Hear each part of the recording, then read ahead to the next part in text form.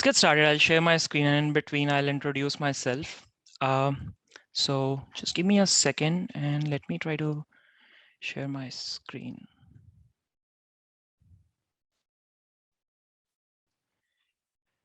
Can you see my screen? It should be saying writing at Amazon lessons for product managers. Yes, we can. Okay, great. So thank you everyone for joining. Very excited to be here. This session is about writing at Amazon, something that's very close to my heart. A lot of you know that Amazon is very famous for its writing culture, and it's especially very important for product managers. So about 1.5 years back, when I joined Amazon, on my first day, I asked my soon-to-be manager, what's one piece of advice you'd give me to be successful at Amazon? And he said, be very good at writing, because it's very hard to be a good product manager at Amazon if you're not a good writer. And that proved to be a very useful piece of advice. And I think that's not just applicable for PMs at Amazon, but I think it's applicable for product managers anywhere. And even if you're not in product management, I think writing is a very useful skill to have. So before we go into the session, I'll quickly introduce myself. Currently, I'm a senior product manager at Amazon. I joined Amazon about 1.5 years back. For about 1 year, I was with AWS. So I was part of AWS Marketplace team, where I shipped some enterprise products for very large customers such as Disney, Citibank, Coinbase. Currently, I have moved to a new team where I'm building a new 0-to-1 product for a new initiative. You'll hear about it in the next few months. Prior to that, I had about more than 5 years of experience working with fast-growing Indian tech startups. This included companies like Paytm, Treebo, ChaiPoint, if you're aware of them. I completed my undergraduate from IIT Roorkee in 2012, and then I moved to US in 2018 to pursue my MBA from MIT Sloan. And when I was in business school, so during my time, even before I moved to US, I realized that I really enjoy building products and I wanted to be in product management.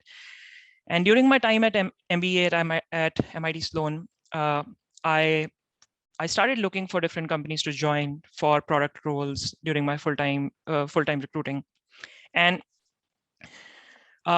Amazon really excited me for multiple reasons, but one of the big reasons was that Amazon is everywhere. If you think about it, there are very few companies in the world, probably it's just Amazon, which sells everything from groceries to storage and compute and cloud. Amazon is everywhere. There's Amazon.com, which sells everything under the sun. There's AWS, Amazon Advertising, which does a revenue of tens of billions of dollars just next to Facebook and Google. There's Amazon Halo, Amazon Care, Prime Video, music. It's literally everywhere.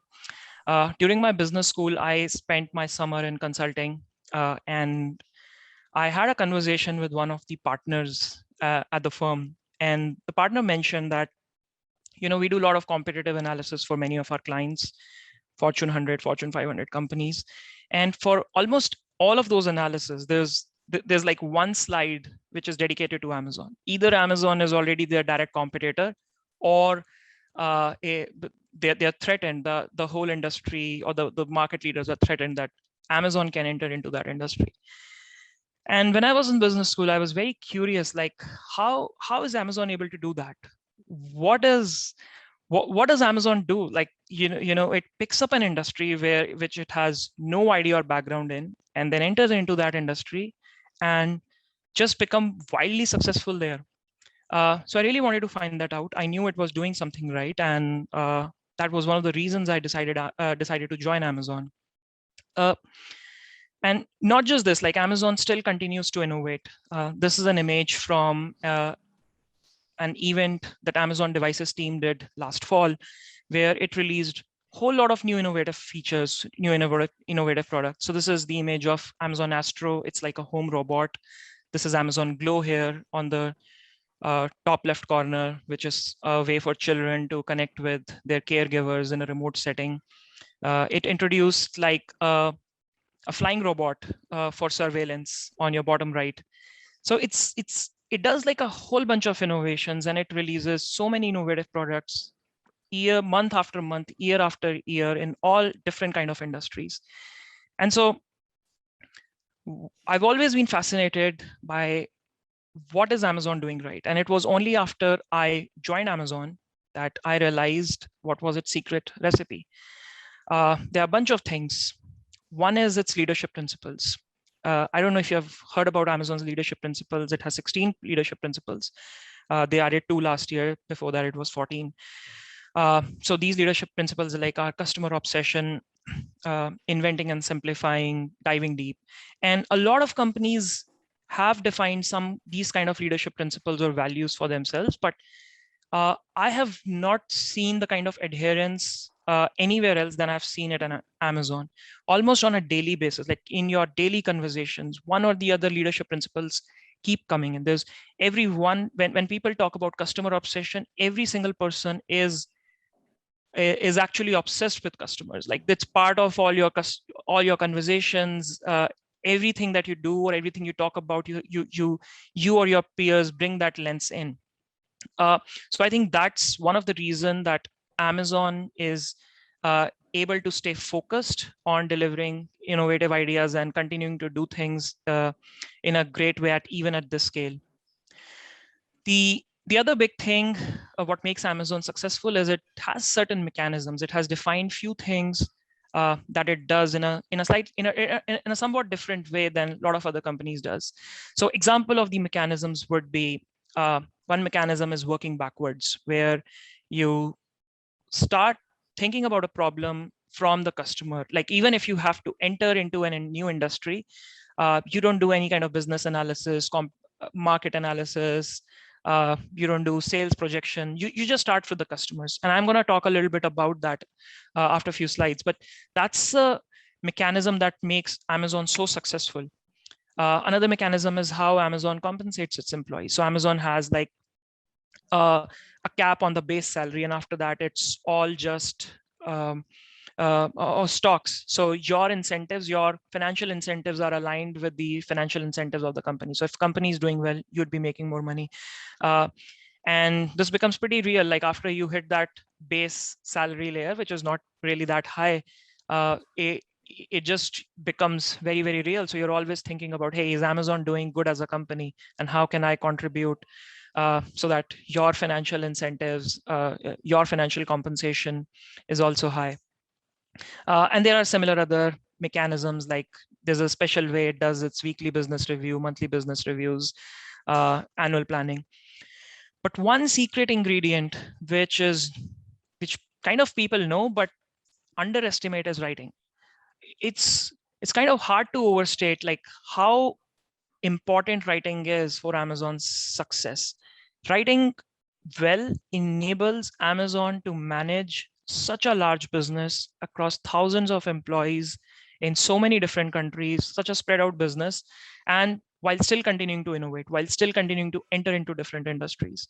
And yeah, I mean, like only after I got in here, I realized like, hey, writing is everywhere. And to be successful at Amazon, you have to be good at writing. And why is that the case? And the reason for that is pretty simple, because clear writing is equal to clear thinking.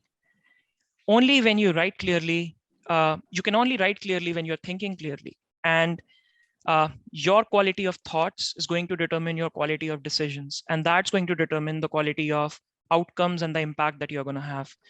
You as an individual, your team, Amazon, or like whichever company you're part of, on the whole, is whatever you're going to do, the impact that you're going to have will be determined by the quality of decisions you make, which is what thinking is all about. And writing is a very important tool in your arsenal, a weapon in your arsenal to help you achieve that.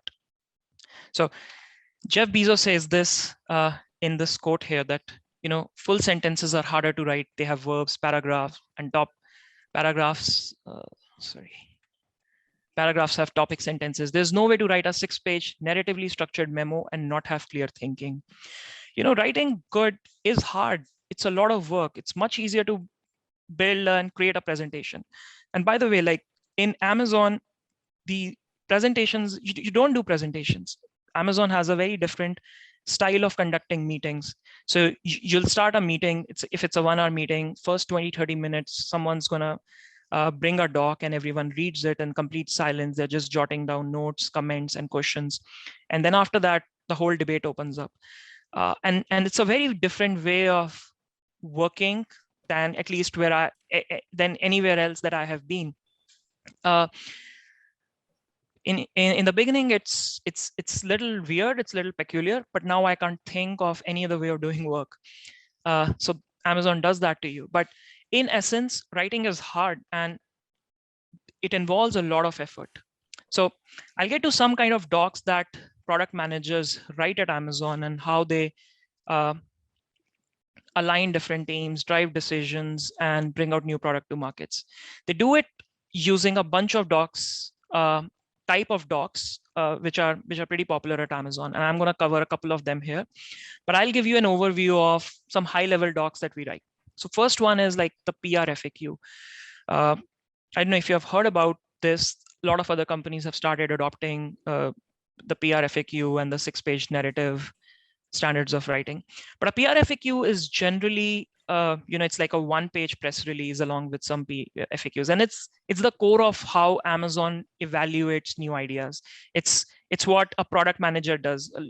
Most of the time, a PR FAQ would be written by a product manager. A product manager comes up with an idea. It writes a 1-page press release and along with some FAQs and take it to the leadership. And from there, the leadership decides whether to invest in it or not. 6-page narratives. These are like memos. It can be used for a variety of purposes, for driving strategy, for making some critical decisions, driving alignments between different teams, even for promotions. So 6-page narrative is really, really the cornerstone of like how documents are written within Amazon. But then there are other kinds of docs, lighter weight docs, like correction of error doc. This is a very important mechanism within Amazon where you do root cause analysis and you figure out like what mistakes you did and fix them at the root. Then there are decision docs where you evaluate multiple different options, evaluate their trade-offs, and arrive at a decision which is complex and non-obvious. There are escalation docs. In Amazon, escalation does not have a negative connotation. So a lot of times you'd be working with different teams and you would be at loggerheads with each other. You'd not, you're not able to negotiate or come to a decision, and it's expected, it's actually encouraged that you quickly escalate it to the leadership. And at that time, you and the other person who you have a conflict with, you kind of both collaborate together and write a doc, which is called an escalation doc. Then there's a promotion doc. Like if you have to get promoted, your manager writes a 6-page doc for you, where he or she talks about like why this person has to be promoted. So he or she will gather all your past achievements, accomplishment, everything that you have done, and will present a story of like, hey, why this person needs a promotion. And then there are other kind of docs like OP1 and OP2 for annual planning. And then there is like business review docs, which we call WBR, which is weekly business review. MBR is monthly business review, and QBR is quarterly business review. They have a very specific format. But I'm going to focus on 2 kind of docs here that we write. And after these, I'm going to spend some time on some tips from my experience of writing documents at Amazon that you can apply in your daily lives as a product manager. So I'm going to talk about these 2 kind of docs here, the PR FAQ and 6-page narratives. So start with PR FAQ.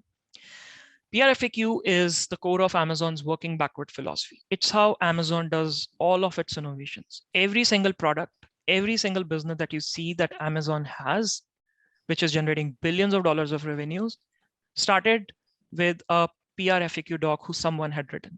So for example, for AWS, which is more than $60 billion of annual revenue today, Andy Jassy wrote a PR FAQ and got it approved from Jeff Bezos. He had to go through 30, 40 iterations of it. But every single thing that Amazon launches starts with a product manager or someone, it's likely a product manager, but it can be anyone else, writing a PR FAQ. And that is the core of how Amazon innovates.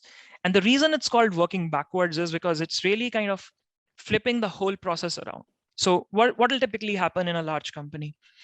In a large company, uh, or any company, a lot of times what happen is that the companies decide like, hey, our target should be that we should grow by 20% or 25% next year. Now, how can we do that? We can acquire a new company, we can grow our existing revenues, we can get into new markets. Let's say we want to get into new markets. So we'll look for different adjacent markets. We'll figure out which is a fast growing market, which is a market with less entrants. And then we'll focus on that market. And then we'll say like, okay, what can we do in this market? We'll go and do some market research. We'll come up with an idea, launch a product, and then at the end, do some marketing. And at the end, launch a press release, publish it in newspapers, magazines, or websites. At Amazon, this process is completely flipped around. So you start with writing a press release on the first day. You don't have any idea about anything, whether this business will work, whether the unit economics will work. But you start by writing a one-page press release on how it will look like at the day of the launch. And this press release, of course, it comes with some FAQs. So this has like three sections. The first is like just a one-page PR, which very crisply describe what the customer problem is, what is the solution, and some fictional customer quotes and some fictional quotes by Amazon leaders. And you then have 3 or 5 pages of FAQs which describe the solution a little bit more detail. And Amazon has certain standard FAQs which help you think about these solutions and stay focused on the customer. For example, one FAQ that we generally write in these PR FAQs is like, what would someone sitting next to the table at lunch would talk about this launch? Or one FAQ would be like, what would customers be most excited about this feature? And similarly, what would the customers be most disappointed about this feature? So these kind of FAQs help you think about the solution in a little bit more detail. And then in the appendix section, you'll have some mock, some wireframes, any kind of visuals. But notice here that in this PR FAQ, there's no mention of the financials, of profitability, of unit economics, of how big this can be. None of that. All of that comes eventually, but it all starts with the customer and the problem. So for example, Amazon doesn't think like that, hey, you know what, healthcare is a huge industry or fintech is a huge industry, let's get into it. No, it'll say like, okay, there's a group of people somewhere, they have a problem, let's talk about that. Who are these people, what is their problem, and what can we do to solve them? And then let's see how it grows from there. So that's really the approach that the PR FAQ process emphasizes. And what happens is then you write like a PR. So for example, I'm a product manager and I've been in this space, in whatever space I am, for some time, and I have been talking to customers. I've been observing the industry, and I come up with this idea that, hey, I see a problem and I think like, hey, there's an idea. So let me kind of float it around. So what I'll do is I'll just probably talk to my manager or just inform someone and say that, hey, I'm planning to write a simple PR FAQ for to talk about this problem and a solution I have in mind.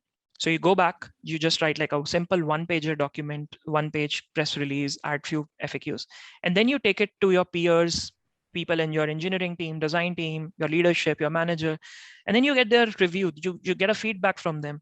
And it's a very, very iterative process. And then they'll give you their feedback. They'll poke holes in your thinking process, and then you can go back and get more data and refine it. So it's a very, very iterative process. And as you're talking to other people, as you're showing this doc to everyone, they're trying to answer a couple of these questions. The 3 most important one is that, does it address an acute customer need? Now, a lot of time, customers have a lot of problem, but it's not always a very acute problem. And we're trying to think about an acute customer problem, something where customer is kind of grasping for air to solve. They are doing all kinds of workarounds and they're very frustrated. And a lot of times customer even don't realize that they have this problem. So you have to identify that. Like nobody was asking Amazon, our customers were not asking Amazon to build a voice assistant, which is Alexa. But the problems existed. They were doing a lot of things manually in a frustrating, which was frustrating them. So you talk about who's the customer, what is and is do they have an acute need or an acute problem, and then you try to answer like, can this problem be solved in a very differentiated way from the solution which I'm proposing? Is there something that Amazon can do differently? When Amazon launched Amazon advertising, uh, it realized like it has a lot of data about shoppers shopping preferences. Shoppers are coming on Amazon. You go to amazon.com, you have a history of things that you have purchased in past. Amazon knows what kind of searches you are doing, so Amazon has a pretty good idea about what are your preferences, what kind of things you like, what kind of, let's say, category of product, what kind of apparels you like. So Amazon had this idea, this very big differentiation, and it felt that it can offer a very differentiated product to advertisers, and that was the basis on which whole Amazon advertising was built. Now it's a tens of billions of dollars of revenue uh, business. And the final question that everyone's trying to assess from that PR FAQ is that if it's successful, how big it can be. Amazon does hundreds of billions of dollars in revenue every year.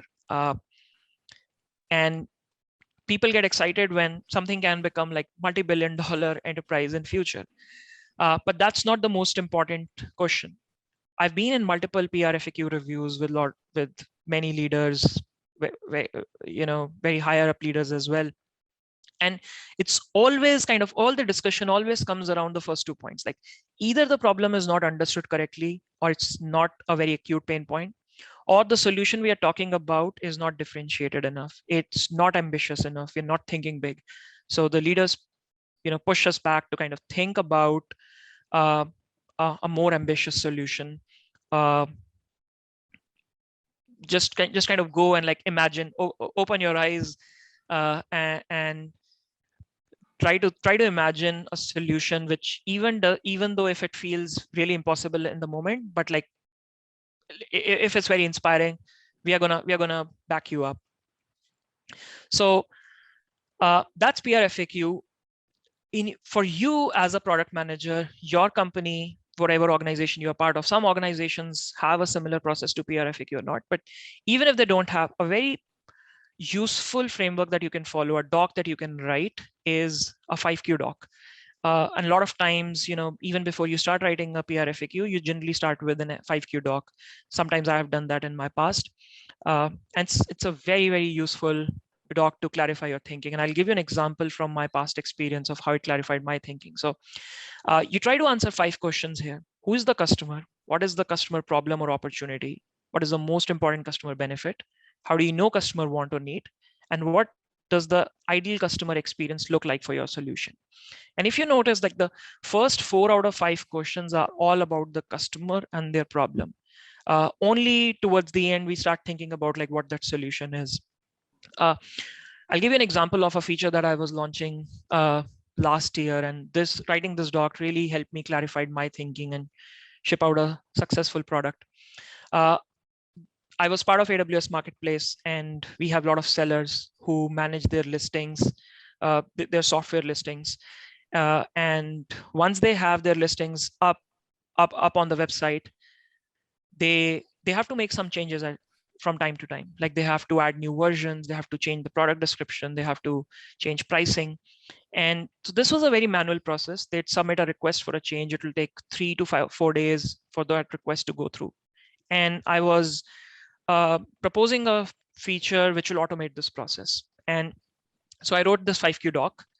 And in the first section itself, like, who's the customer, I wrote like, hey, these are like small businesses, or like generally some businesses of some size, and they have X number of listings on average, and they uh, update their listing at this frequency. I just threw in some data, and I took this doc and I reviewed it for some of my peers, some of the other product managers, and they started poking holes in my thinking and say like, okay, you've told us like who this customer is, you've thrown some data, but like, who this person really is, like, what does he do in this company? Is this just one person? Are there multiple people here? What they're doing, is it part of their job responsibility? It is something outside there.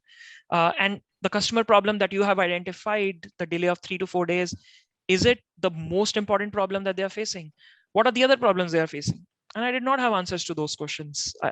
And that's what pushed me to kind of go back, talk to these customers, understand really who they are and what their problem was. And once I did that, I realized, like, yes, that delay of 3 to 4 days was a problem for them, but even more painful thing for them was doing a sequence of manual steps. uh, and that was then I realized that this is a bigger problem to address, and anything that we build has to kind of solve for that. So writing this doc and reviewing it with my peers helped me think more clearly and helped me build a product that was much more useful to our customers. And this is something that you can start doing in your jobs, in your roles, whichever company you're part of. I'll jump now to the 6-page narrative. Now that's another very popular kind of document that's written in Amazon. And there are a few things about 6-page narrative. The first is that it's generally more than 6 pages. A lot of times it goes up to even 40 or 50 pages. 6 pages is what everyone just reads. The rest of the pages are all appendixes, and like there are additional questions, and then there are charts and graphs and wireframes and those kind of things. So it's a pretty big doc. It's not just 6 pages, and it takes a lot of time to put it together. It's written for multiple purposes: setting up long-term strategy, setting the product vision, arriving at a hard decision, and as I mentioned, like even for promoting a team member. Uh, it's a general structure document which is used for a lot of purposes. The key thing to understand about this is that it's an iterative process, and it takes many days, weeks, or months, and it involves many stakeholders. I'll quickly go over the general structure of how this narrative is created, and I'll walk you through an example. So first you write like the purpose and goal of the doc. Second, you talk about tenets. So tenets are certain guiding principles that help you make trade-off decisions. I'll show you what I mean by them in one of the next slides. Then you have a details and diagnosis of the situation. Whatever you're talking about, like first you give a snapshot of where things are right now. The next part is where you want to go, and what are the existing gaps. And then some recommendations based on your analysis and the tenets that you had established on what action should we do. And then kind of what's the implementation plan. And then you have appendices. So this is just general structure. You don't have to follow it to the T. You're flexible in how you want to put it together, but this is a general structure that's fairly helpful. I'll walk you through an example of how a 6-pager narrative looks like. So this is an example from a blog called Anatomy of Amazon 6-pager, highly recommended. You can search it, and I have also linked the URL here at the bottom. And in this blog post, this person who has been in Amazon in past writes a sample 6-pager document. And I'll walk you through like, what does this look like? So this is first section, which is the introduction, which is like just telling what is the purpose of this doc? Why are we writing this doc in the first place? It just sets the context. And it's important to do it keeping the reader in mind. A lot of people who is going to read this document will have almost zero context about the business problem. So you have to write it in a way that is easy for anyone to understand. The next part is goals. You establish whatever you are doing. What is the goal of, what are the big high level metrics or the goals you are tracking? Look at this example here. In this doc, the person has established 3 very clear goals. For example, increase stability, reduce the total number of active GitHub issues from 100 to 25 by end of December 2020. It's a very quantified, very specific goal. And this makes the discussion a lot more crisp. This makes the document a lot more focused. The next part is tenets. So tenets is something that helps you in making decision very fast. So you establish certain guiding principles. Like for example, in this tenet, this team has established a tenet quality over quantity, which means that they're going to release high quality features, even if it's taking some time. In another context, you can have a different tenet, which is like um, speed over not quality, but like something like speed over perfection, right? Like which says that, hey, we are in a different business context. We need to ship out features really fast. Or uh, they have another tenet called organic trumps paid, which means like, even though paid advertising is really effective, we are still going to invest in organic channels. And you establish these tenets because it'll help you make decisions, and it'll help guide the it'll help guide how you are what kind of features you're going to build and what kind of decisions you're going to make. And then you do the diagnosis, which is just a snapshot of how the business is done.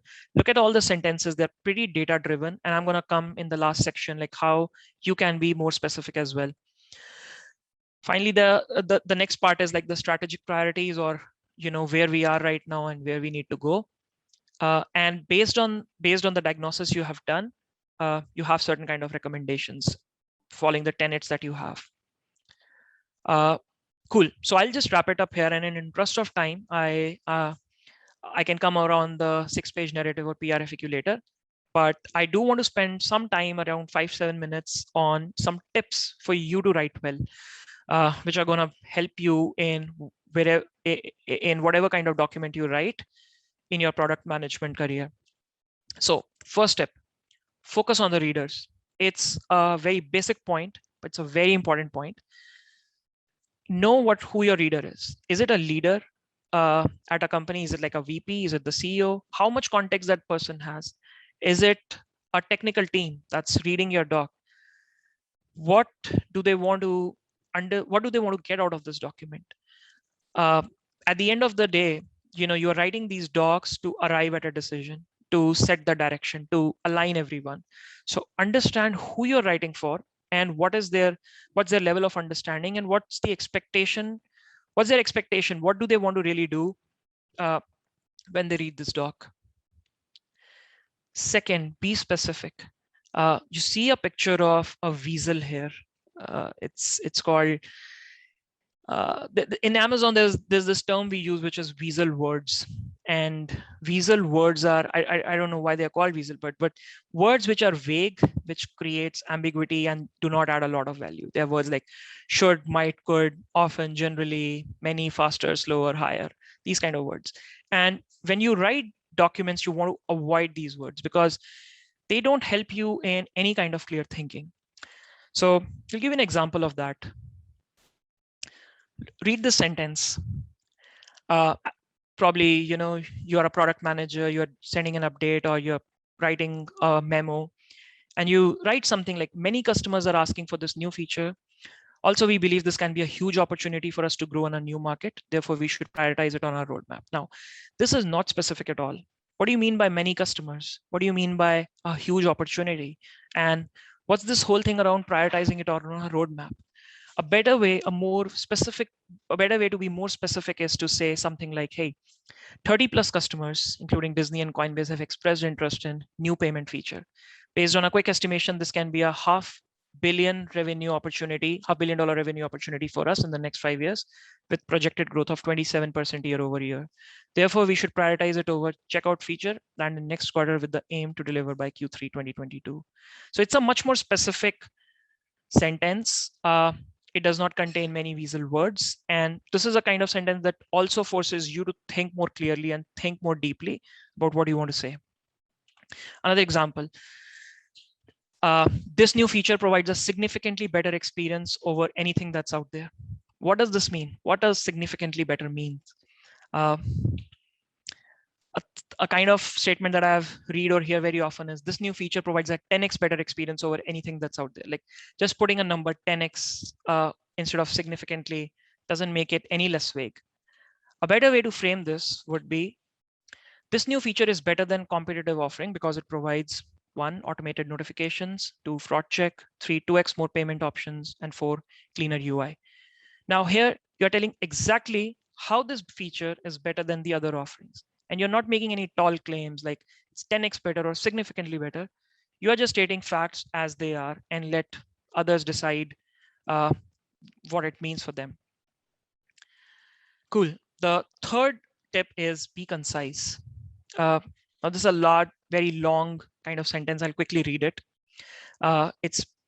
It's imagine like you are a product manager and giving an update, and it reads something like, we talked to 50 customers in last 1 month. While many customers are happy with their current offerings, our largest customers are looking for other solution providers.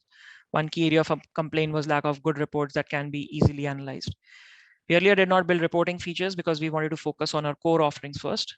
However, many of these large customers will likely choose other solutions and not renew the contract if we do not improve our reporting. Therefore, we will build 4 new features in the next quarter to address major gaps in reporting. Very long-winded way of saying this. And much concise way of how you can say all of this is, based on feedback from 50 plus customers, we have decided to release 4 new reporting features in the coming quarter. The audience, the listeners probably don't need to hear about all the background. They just need to hear about what did you did. We talked to 50 customers, and based on that, we made certain decision.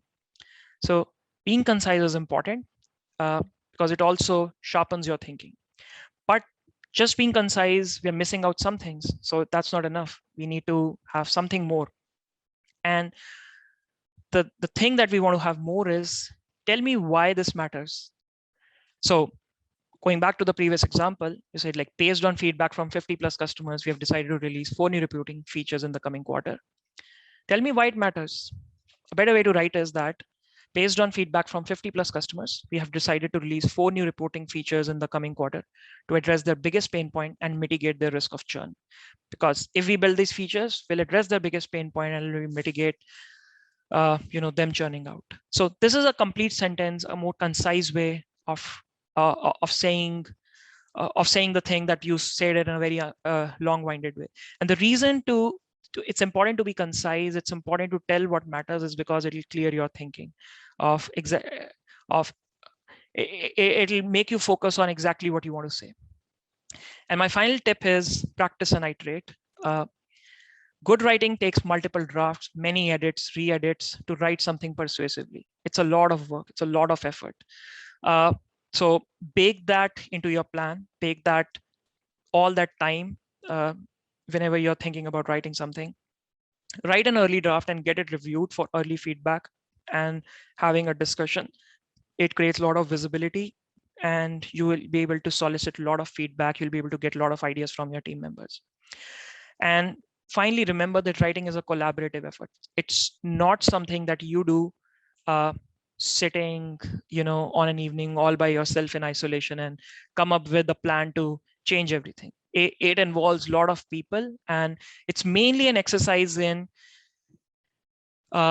improving your thinking, of sharpening it, of refining it, not just your thinking of your team members. So do a lot of iteration, do a lot of practice, and that's how you're going to improve. And as I close this, I'll recommend a few resources that you might find helpful. So these are a couple of books which helped me. One very highly recommended book is called Working Backwards, which will give you insights into how Amazon works. Writing is obviously a huge part of it.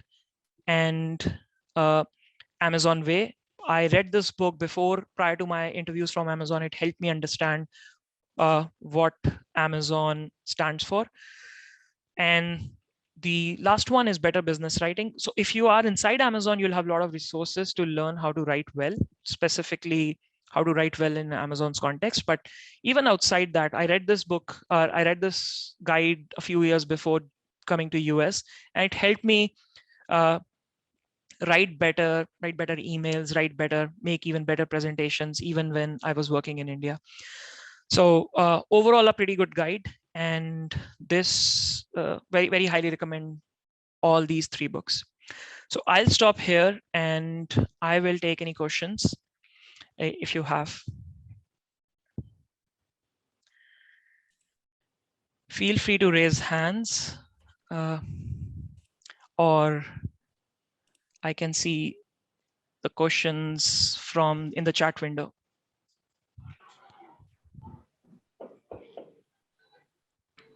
Hi, Amit. Jayashree this side. Yeah, go ahead, Jayashree.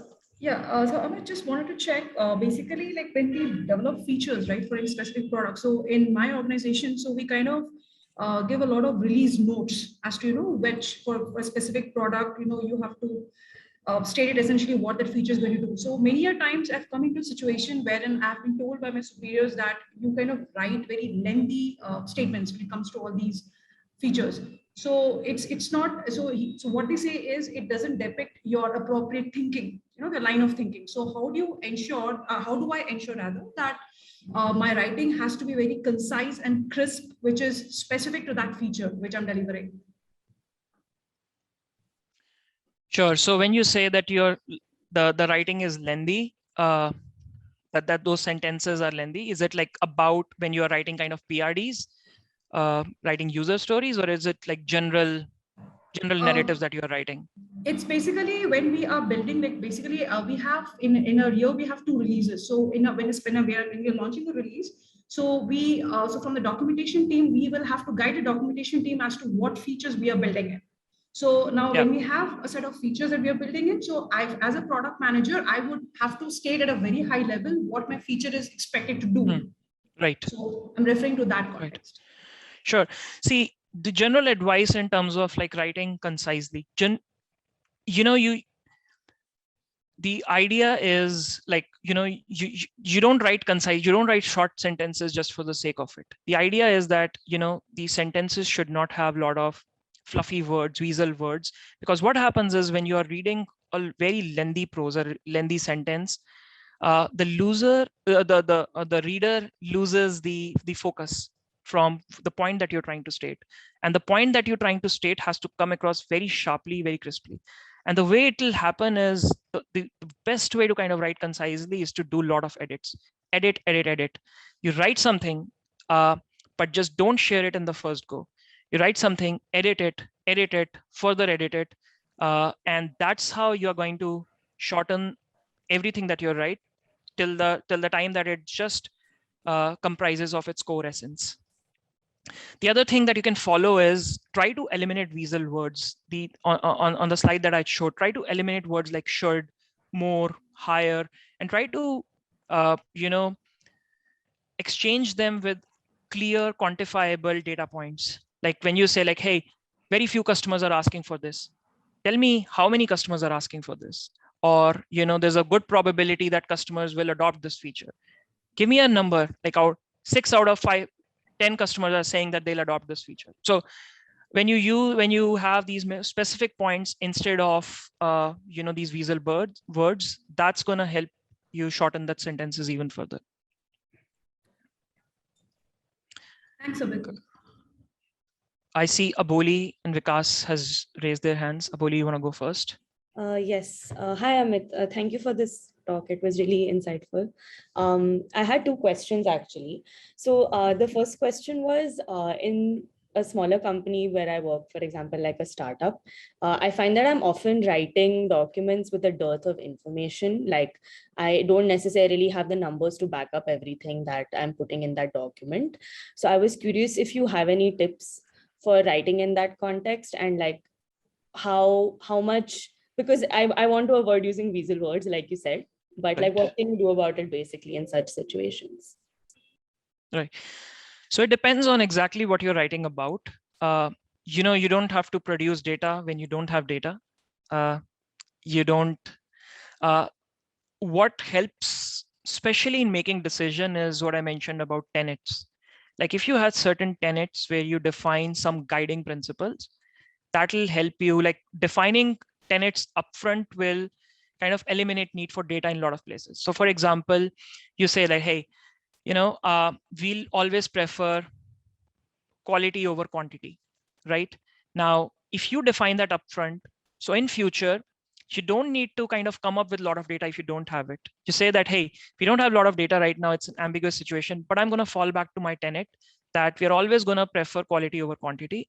So that's how you kind of navigate that situation when you don't have a lot of data. Got it. Awesome. And my second question is, so again, as a PM, there's a lot of things that we're supposed to do. So I was curious, how much of your time do you spend, like, let's say in a week, on writing specifically? Like, how does that split look for you? That's a good question. The answer is it's hard to say that. So the writing is like writing a document, a good doc is not just about sitting in front of the computer like a Word doc and then just typing things. Writing is about doing a lot of research, going and meeting a lot of team members. So for example, if I'm writing a doc and I want to pull out some data or I want to get an opinion, sometimes I've written something and I want to gain an alignment with someone, like even before I kind of put it out there. So I'll have to meet a lot of people. We do a lot of writing. I'd say like I would be presenting some kind of doc, maybe an early version of a bigger doc or like a smaller doc, 1-page doc, at least one doc in a week. And generally PMs write 2 to 3 PR FAQs or 2 to 3 narratives in a year, because each one take many months. In all, like the way to kind of think about it is like, 30 to 40% of your time, it kind of keeps changing, but 30 to 40% of your time you're thinking about strategy or defining feature, sometimes 50% of the time. So all of that kind of falls into the doc writing bucket, because the end outcome is a doc. And then 30, 40, and then 50, 60% time you're doing execution. Understood. That makes sense. Awesome. Thank you. Cool. Vikas, I see that you have raised your hand. Yeah, hi, Amit. Thanks for the insightful session. So I just wanted to know about how you write PRD in the Amazon. Like, what is the process of writing PRD? Did you get any document from business, and then you convert this BRD, that is business requirement document, with the help of design team in PRD? Like, how you write? Could you please give some light on this? Yeah, you don't get any requirements from anyone. Like as a product manager, especially in Amazon, you have a pretty wide scope. You go out, you discover a hard customer problem, you figure out an opportunity, you write a PR FAQ, get approval for it, get funding for it, and then when it comes to actually handing over more specific details to the engineering team or the design team, you write a PRD or a BRD. And what I've seen in my experience is that Amazon is very decentralized, and every team or every organization has a different structure of how they write. The current team that I'm on writes it in like user story format. So you'll define like, hey, as a customer, I want to do this step, and then this is the acceptance criteria. A pretty standard format if you look online for that. And different teams follow different structures. This is the one that I am currently following in my team. Okay, cool. So my next question is like, what I know that PRD is a dynamic document. It's not a static document. Right. So how frequently, like after when you write a PRD and hand it over to design, so is there any chance in which you modify this template with the help of the UX team? Maybe UX team comes up with a different user scenario, or engineering team comes up with a different user scenario. Yeah, absolutely. Like as you said, it's a dynamic document and it's a very iterative doc. And most of the documents that you write, nothing is set in stone. Like even if something like you do a proper handoff to engineering, or if a document has been approved by leadership, as you go on doing the implementation, you encounter that you'll have to make some tweaks. And so you make it, as the project goes on, and everybody understands it, everybody's okay with it. So nothing is set in stone. Good. Thanks, Amit, for the answer. Thank you. Devesh. Hey, hi. So my question was similar to the lines of what Aboli asked, that in the initial part, when you don't really have data and you're trying to make that 6-page document, especially when setting goals, when you showed us that Amazon 6-page doc, the sample one, right, it was very specific that I think I saw some numbers, something like 63% we want to increase. right. So let's say while doing, while releasing a new feature, it is to promote some engagement, and we've made that out.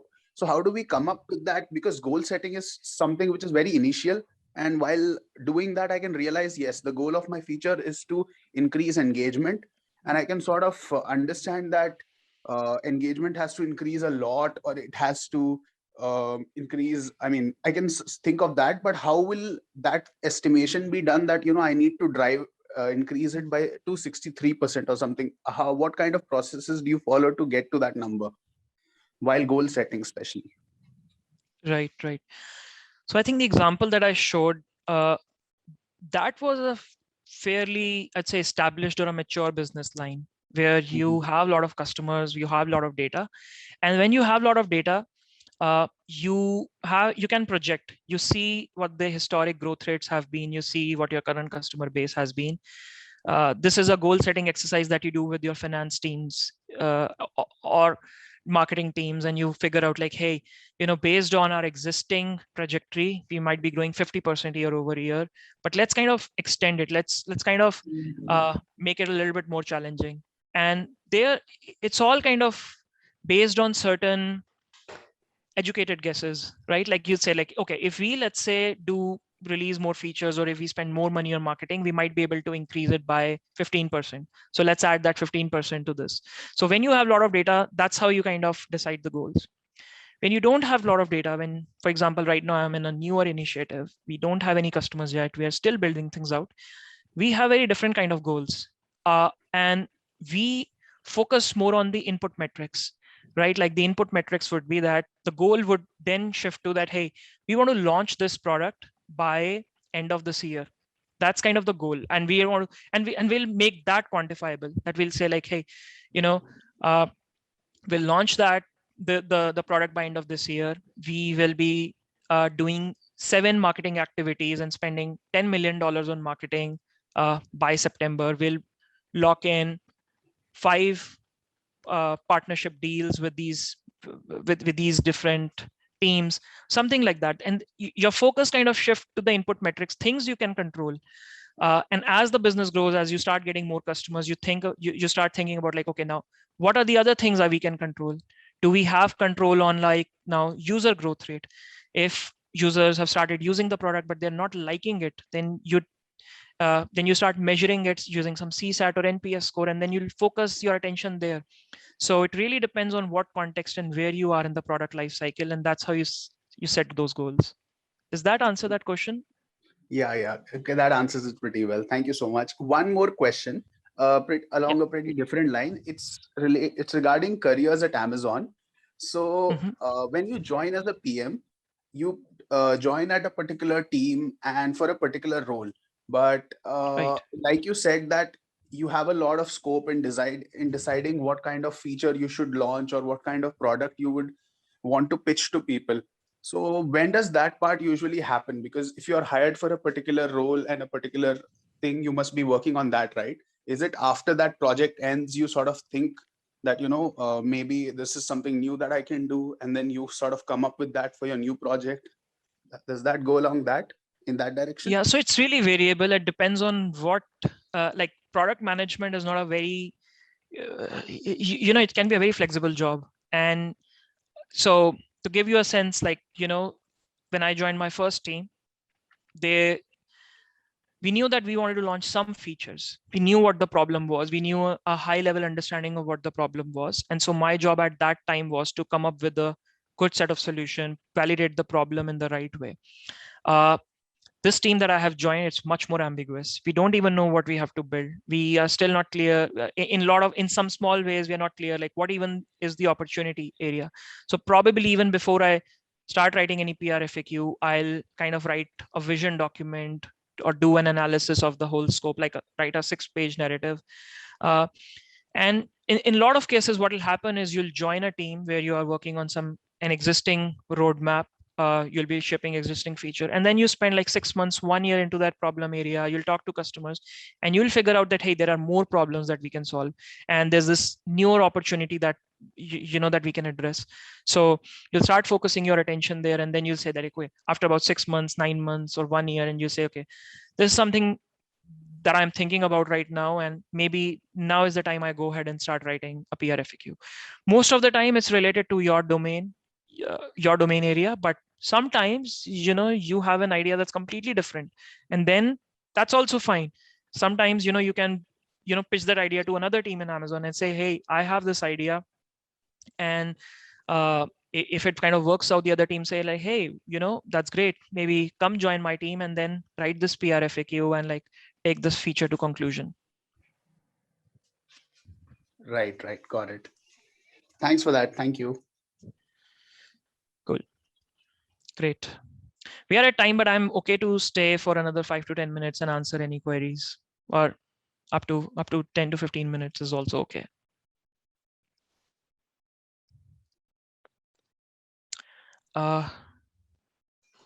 See, Chandrakant. Yes. Yeah. Thank you.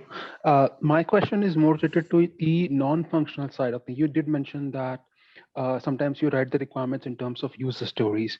So how often you add the non-functional part of it, and how specific it is when you state the requirements?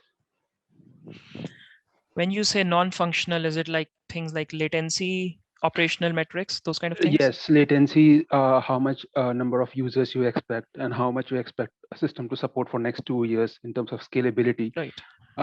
Yeah, and all that stuff. Right. So a lot of times it really varies from team to team. It depends on the product, on how important something is. Latency is kind of for that product experience. It's important for a lot of products, but in some products it's very important. So for example, when I was in AWS, we launched an API, and at that time I had to kind of give more specification around what the TPS should be like, and another system what the latency should be like. In the new experience, those features were more focused towards developers. In the new initiative I'm working on, there's much less focus there. I'm focused, it's a non-developer persona, so I'm much more focused around their immediate use cases. But and I've seen, like, in my experience with the teams I've worked with, those kind of specifications, like the engineering teams take a lead on that in defining those. So it really varies. Like there's no kind of a clear answer on like who defines them. Sometimes you take a shot at defining them, but a lot of time engineering teams take a lead on that. Okay, thank you. Just a follow-up question on that. Yeah. Similarly, let's just say when you launch a product which is very global in nature, rather than restricted to a specific geography. So from the compliance perspective, how do you make sure that you have covered all the aspects? So you work with a lot of teams, you collaborate with the legal team. There are international, especially the legal teams. Then you also have business development teams who specialize in kind of expanding to other countries. If you have presence of an Amazon team in that country, you collaborate very closely with them. So yes, it does take kind of lot of work on your end. But there are structures in place you can follow. Okay, thank you. Amit, my question is related to this question. Is it okay if I ask? Sure. Who is the speaker here? Sorry, I'm not able to. My name is Utsav. Okay, go ahead, Utsav. Sure. So what Chandrakant asked was around how do you put the non-functional? Something related to that is that how do you ensure that engineering is kind of understanding it in the right way? I know one of the ways is through defining the acceptance criteria, but there might be several kind of intricacies, right? Around how the UI will look, where exactly the buttons will be placed, how the interactions will look, which always might not be covered in the user stories.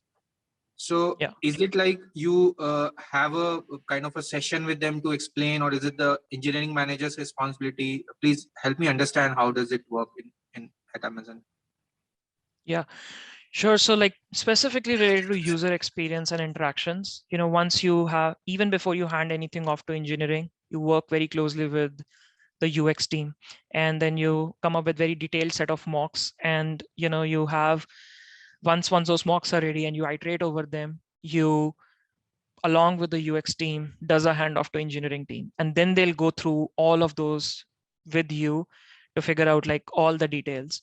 So that's how it starts. But even during the course of implementation, you kind of closely work with the engineering team. The engineering team, sometimes the developers would come to you and say like, hey, I want to clarify this. You mentioned that this interaction should happen in this way, but the mocks is showing a different way, or like, we when we started implementing it, we encountered this issue. Can we think of a workaround here? So during that whole implementation process, you work very closely with the engineering team to kind of overcome any roadblocks or have or tweak anything that's kind of not well understood. So that answers my question. Thanks.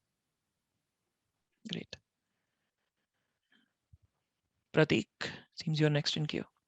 Thanks a lot, Amit. Amit, it was a great presentation and great Q&A session as well.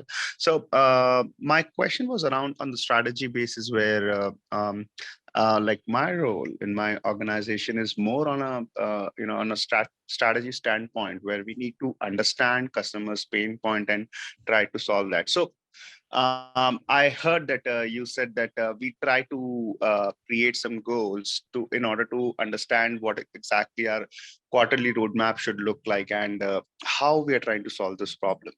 But what if we reach to a situation where you have kind of reached to a stability around your product, and any changes in your product which might solve your customer's pain point will cost you more than what he's ready to pay? So how you solve such problems, and assuming that if you want to grow in that market, what exactly would be your how say, what would be your strategy to grow in that market? Well, I think it's a hard strategy question. It's not an easy question, and that's kind of what you are here to do. You are here to make some hard trade-off, hard choices. Yes. I mean, because it's a hard question, I can't answer it right now, or I don't even know all the context.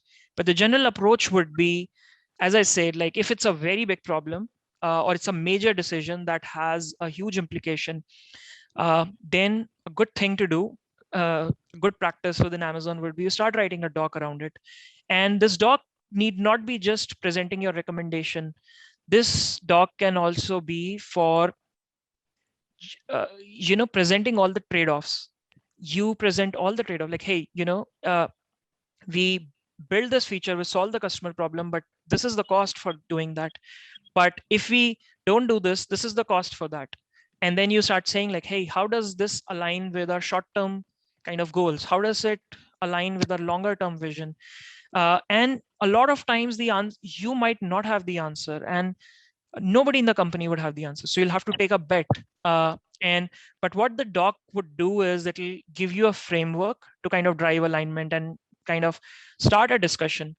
I have written some docs, which these are like decision docs, where there's no straightforward answer. It's like a hard decision that you have to make, but then you take it all the way up to leadership, and everyone in that whole chain kind of comes together and decide like, okay, this is the direction we are choosing. We know the trade-offs, but we are okay with these trade-offs.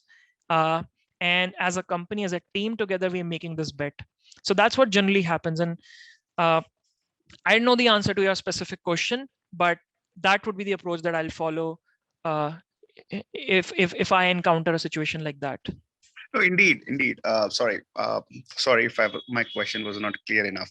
I kind of understood the process on how to get through that trade-off. My question was around the strategy, where the trade-off. Your leadership understands that your ROI is not enough, and Right. but you want to grow in the market, right? You are trying Right. to fetch a new dollar, right? And in order to get that Right. new bill, you need to reach to the customer in some or other way. So the one way is to expand your existing solution or find out a new one or a new arena. But a new arena, you are not good enough. You don't have expertise to do that.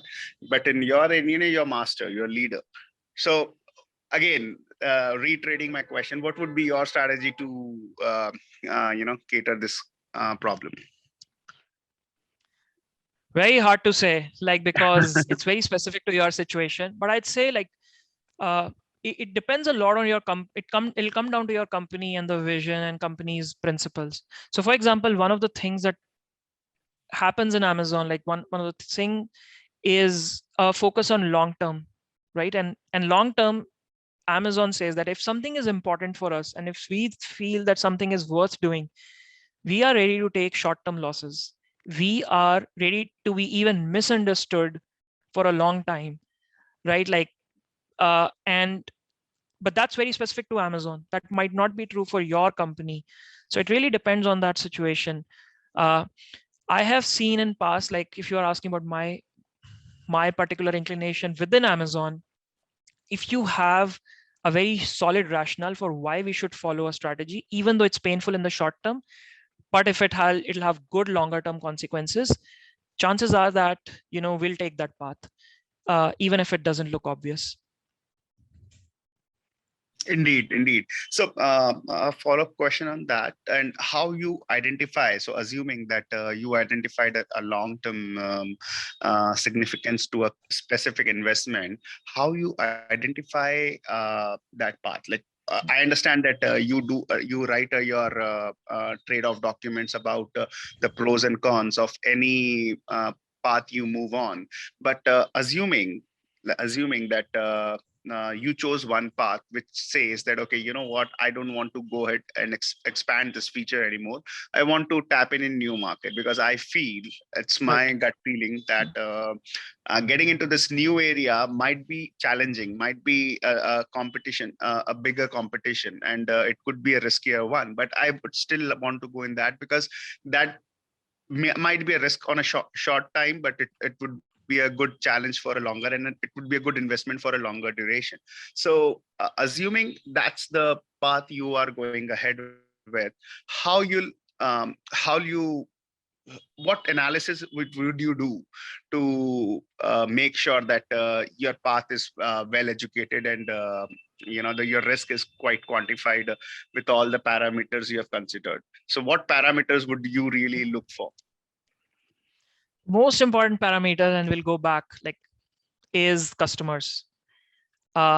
Even when you're thinking about the long-term bet that you're making, you think about, like, is this when we are taking this long-term bet into a new market, are we still solving a big enough customer problem? Is it a very acute customer problem that we are solving?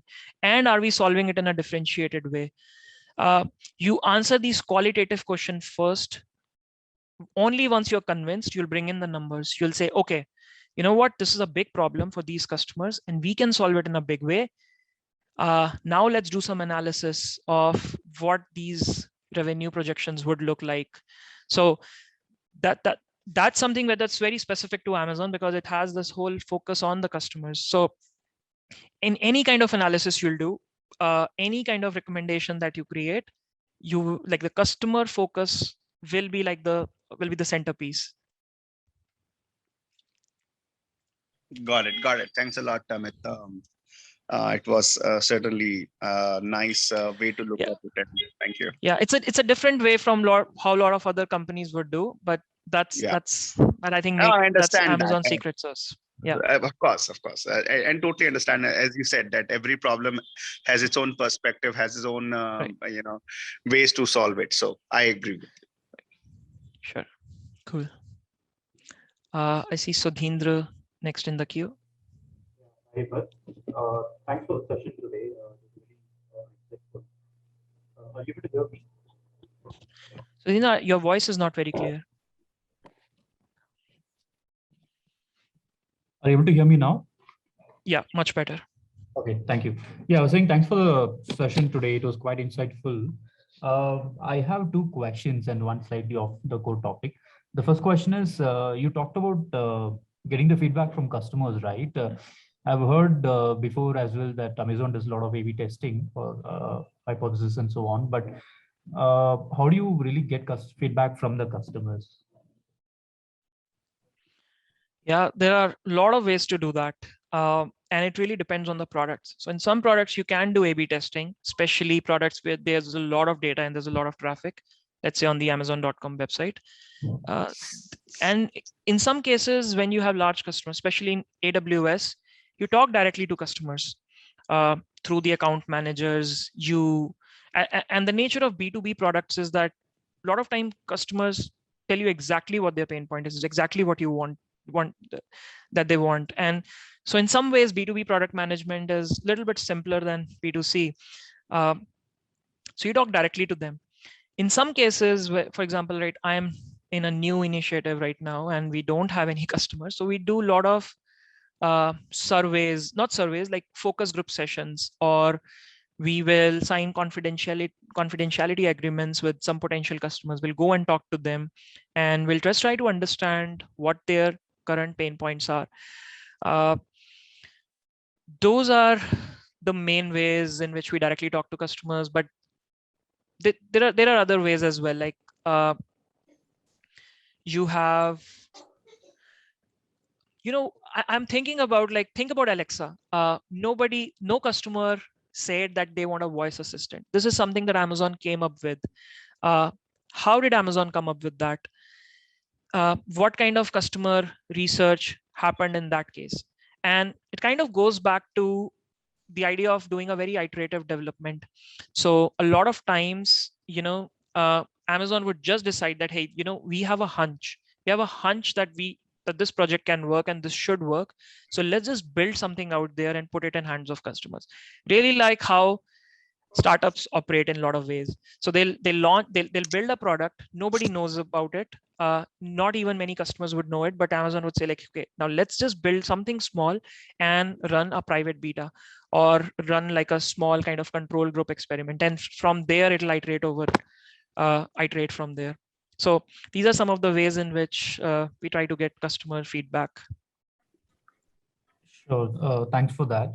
The next one, which I said is slightly off the core topic, but yeah, I'm just using this opportunity to connect face-to-face with a senior product manager from Amazon. So what is it that you look for in a product manager at Amazon? Sorry, what does Amazon look for in a product manager? Well, there are a lot of things. Like, of course, when you interview for PM roles in other companies, any company would look for a certain level of skill sets, your communication skills, your product thinking skills, your strategic analytical skills.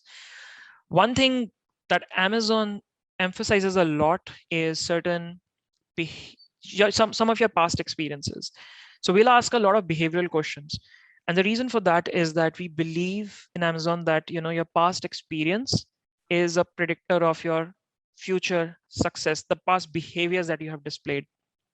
And we'd want to understand in past what kind of projects you have worked on. Even sometimes if they are not product related, how did you handle those ambiguous situations? Sometimes it's okay not to have done, complex things that are very complex scales. But even in simpler situations, how did you manage a conflict? How did you align different people to your way of thinking? Or how did you understood a customer's need when customers were not even talking about them? So Amazon would try to map these behavioral traits with their own leadership principles, and alignment with those leadership principles is super important. Like, if you don't have any product skills, but you have alignment with leadership principles, Amazon might still consider you. Maybe not for PM role immediately, maybe, but for some other role. But if you have everything, all great product thinking skills and analytical skills, but you don't have stories that align with Amazon's leadership principles, you'll not be able to get inside.